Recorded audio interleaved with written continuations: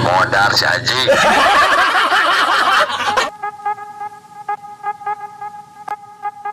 Halo CS-CS-ku, bertemu lagi dengan manusia madesu di isi film. Masih ribut soal COVID? Sekarang matikan TV-mu, nyalakan otakmu dan lupakan sejenak kekhawatiranmu, oke? Kali ini gua akan meringkas sejarah perkembangan musik death metal. Musik yang dikenal sangat cepat, ganas dengan lirik-lirik yang kelam dan mencekam, yang membuat detak jantungmu dibawa ke tingkat yang lebih tegas. Oke CS-CS-ku, sebelum kita mulai seperti biasa, kita intro dulu guys. Sebat. Dimanakah kita mencari manusia, membotakkan mata, mengosongkan jiwa. Saya kesunyian, tak lagi kau dengar. Inilah saatnya engkau melihatnya. Ikutlah bersamaku, berjalan bersamaku, dengan apa yang membara, dengan asap bermakna. Marilah harapan jadi kenyataan. Marilah harapan jadi kenyataan.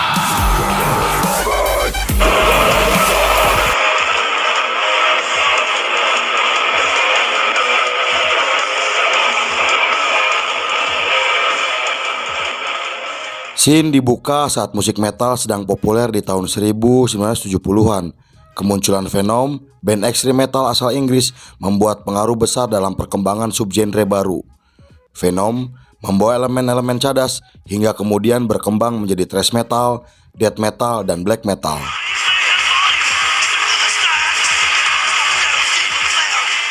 Dengan dua album Venom yang berjudul Welcome to Hell dan Black Metal, dua album itu memiliki suara teriak vokal yang kasar dan mengerikan, sehingga menjadi inspirasi utama bagi banyak band-band metal, salah satunya adalah Slayer.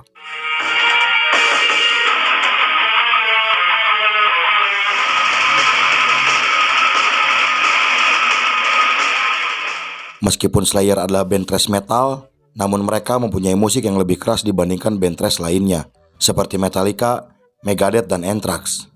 Kecepatan musik Slayer dikombinasikan dengan lirik tentang kematian, kekerasan, perang, dan setan yang membuat mereka berbeda. Menurut Mike McFadden, seorang penulis album kedua Slayer berjudul Hell Awaits, sebagian besar menciptakan banyak suara dari kemarahan yang akhirnya berkembang menjadi death metal. Lalu album ketiga mereka kemudian mengilhami seluruh death metal dan berdampak besar pada band seperti Death, juga Morbid Angel. Lalu band Possessed yang terbentuk di San Francisco digambarkan sebagai penghubung antara subgenre thrash metal dan death metal. Dengan album tersebut yang berjudul Seven Churches membuat banyak band yang terinspirasi dari musik mereka.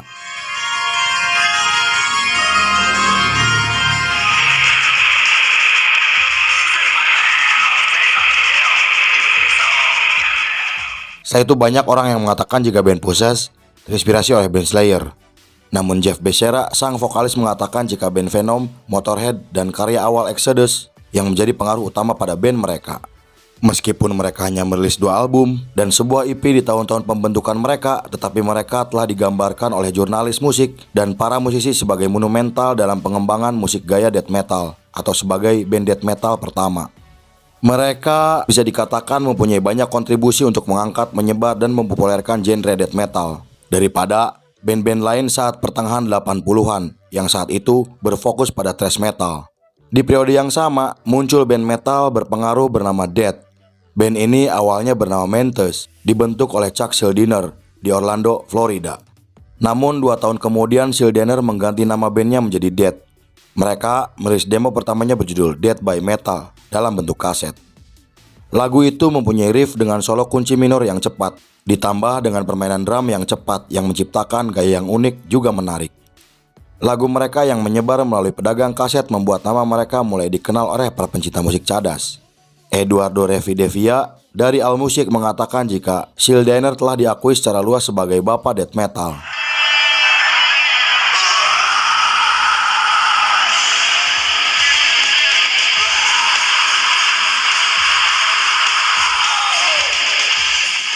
Kemudian band Death merilis album pertamanya berjudul Scream Bloody Gore pada tahun 1987. Album itu dikenal sebagai evolusi genre musik dari thrash metal ke death metal. Lalu pada tahun 1989, banyak label yang mendatangi band untuk merekrut mereka karena ingin mendapatkan keuntungan dari subgenre death metal yang sedang berkembang. Dan kemunculan band Obituary, Morbid Angel, dan Deicide membuat perubahan besar untuk subgenre death metal di Florida. Mereka sampai dicatat sebagai Florida death metal oleh orang-orang pencinta musik cadas. Lalu di tahun yang sama, Morbid Angel merilis album debut mereka berjudul Altar of Madness. Di album itu, mereka memainkan musik dengan tempo cepat, suara yang lebih berat, ritme kompleks, dan melodi cadas, yang melahirkan subgenre baru yang disebut sebagai brutal death metal.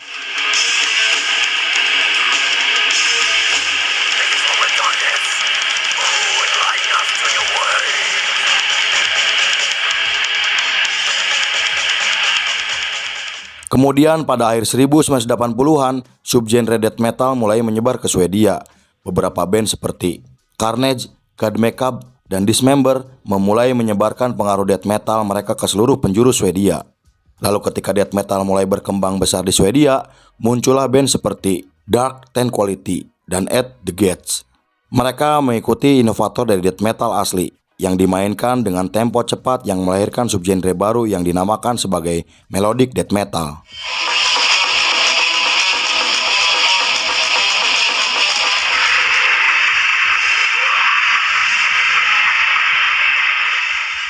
Band Napalm Death asal Inggris menjadi semakin terkait dengan death metal setelah mereka merilis album berjudul Harmonic Corruption. Album itu menampilkan riff gitar yang agresif dan cukup teknis dengan ritme yang kompleks. Mereka juga menggabungkan musik death metal dengan subgenre grindcore untuk pertama kalinya.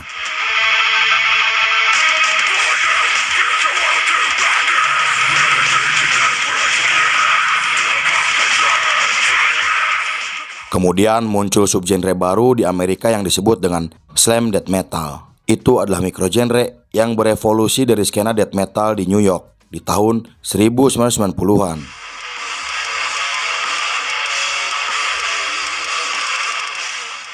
Genre itu menggabungkan unsur-unsur hardcore punk namun berbeda dengan gaya death metal lainnya karena ritme vokal dan ketukan drum yang terinspirasi dari hip hop.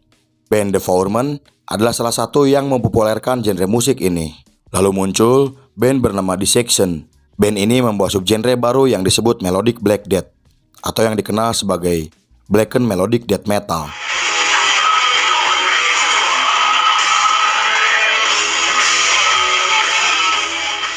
Genre ini adalah musik ekstrim metal yang terinspirasi dari black metal dan romantisme Eropa yang menggabungkan peningkatan melodi dan narasi.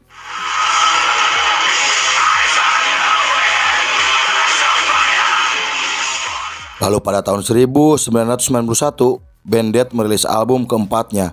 Di album itu, musik mereka mendorong batas kecepatan dengan keahlian teknis, ritme gitar yang rumit dan solo gitar emotif, yang membuat musik mereka semakin cadas dan cepat. Di tahun itu, ada 3 label rekaman paling penting dan berjasa untuk genre death metal seperti label Eurich Records, Relativity Records, dan Roadrunner Records. Ketiga label itu membantu menggarap album-album band cadas. Meskipun label-label tersebut bukan label record death metal, tapi mereka berkontribusi besar untuk genre death metal.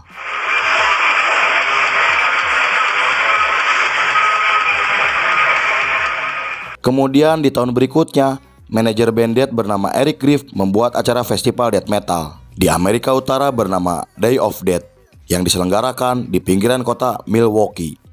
Acara itu menampilkan 25 band death metal dan acara itu adalah acara death metal pertama di Amerika Utara.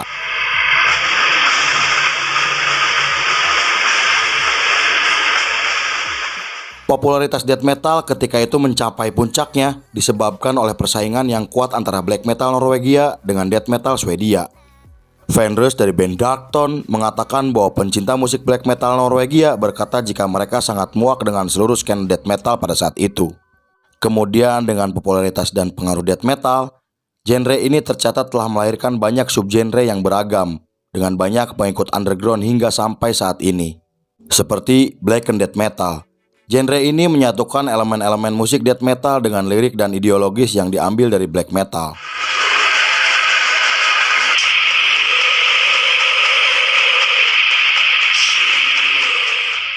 seperti lirik bertemakan anti-Kristen, setan, dan progresif akord mirip black metal. Band yang mempopulerkan genre ini adalah Belphegor, Akercocke, dan Sacramentum. Lalu muncul band bernama Blasphemy dengan membawa subgenre baru yang dikenal sebagai war metal atau war black metal. Ini adalah subgenre agresif blackened death metal yang dipengaruhi oleh black metal Sodom, death metal seperti Possessed, dan grindcore lama seperti Repulsion.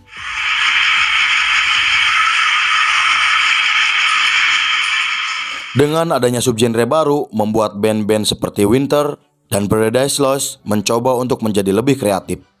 Mereka kemudian memainkan musik dengan tempo lambat, pukulan drum ganda death metal dengan suara geram vokal yang pesimistis, melahirkan subgenre baru bernama Death Doom.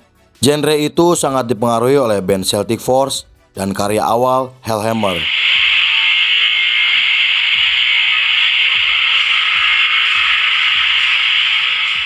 Kemudian kemunculan Death Doom beriringan dengan munculnya subgenre bernama Funeral Doom. Genre ini memainkan musik pada tempo yang sangat lambat dan menempatkan penekanan pada membangkitkan rasa kekosongan, juga putus asa dengan gitar distorsi dan aspek gelap dengan keyboard agar menciptakan suasana seperti mimpi.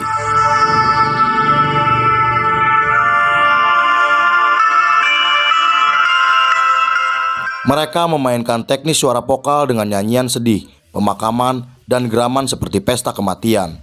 Genre ini dipopulerkan oleh band seperti Esoteric dari Inggris, Evoken dari Amerika, Funeral dari Norwegia, dan Dergiton dari Finlandia.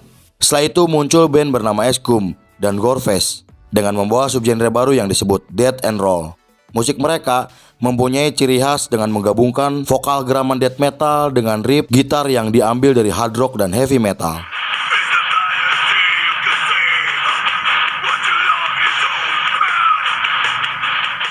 Kemudian sebuah genre yang dinamakan old school death metal muncul. Itu adalah gaya death metal yang dicirikan oleh struktur lagu yang lebih lambat, namun suara geram vokal masih menonjol. Subgenre ini menjadi terkenal di akhir 1990-an.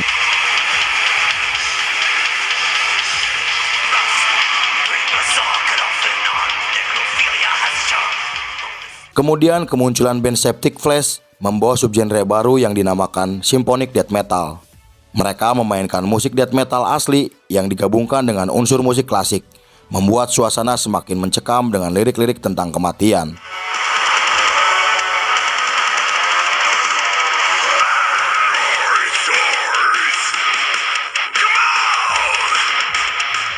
Lalu muncul band asal Polandia bernama Decapitated. Mereka menggabungkan struktur death metal dengan unsur rock progresif, jazz, dan musik klasik. Musik mereka akhirnya melahirkan subgenre baru yang dinamakan technical death metal. Decapitated bisa dikatakan sebagai technical death metal pertama di Eropa. Lalu film pun selesai.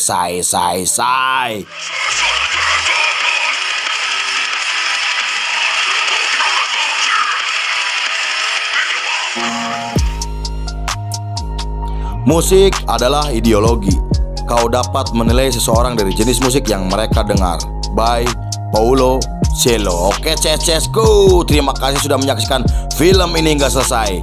Saya beserta jajaran Berandal Malam kembali pamit undur diri, sampai jumpa di film berikutnya. Bye bye. Dadah. Nuhun sadayana nuhun ampura telat we. Tring. Thank you.